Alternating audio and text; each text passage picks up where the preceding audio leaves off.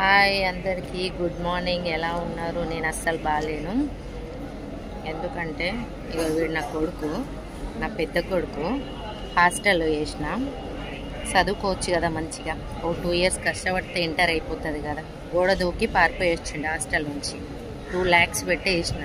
ఈ సంవత్సరమే ఫ్రెండ్స్ ఎక్కువైపోయారు, బయట ఉంటే చెడిపోతాడని చెప్పేసి గుంటూరులో, అది కూడా హైదరాబాద్లో కాకుండా గుంటూరులో వేసిన.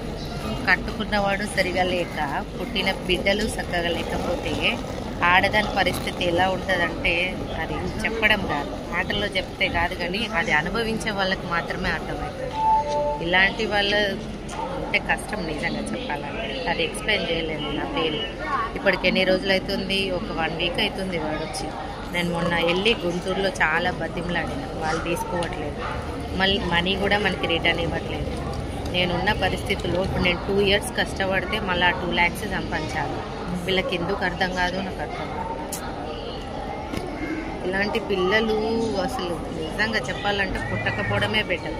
అది అందులో సింగిల్ పేరెంట్స్. నేను అర్థం చేసుకోవాలి కదా, తల్లి కష్టము. ఇక్కడ కన్న తండ్రి సరిగా లేక, కట్టుకున్నవాడు సరిగా లేక, పిల్లలు సరిగా లేక, ఆడదాని పరిస్థితి ఎంత దారుణంగా ఉంటుందంటే, పోనీ నీకు కష్టపడి వీళ్ళ కోసం నా లైఫ్ని త్యాగం చేసి ఏదో ఉద్ధరిద్దామంటే ఇలా ఉంటుంది వీళ్ళది. ఏం చేయమంటారు? అందుకే నేను వీడియోస్ కూడా ఎక్కువ పెట్టట్లేదు, ఇదే టెన్షన్తో.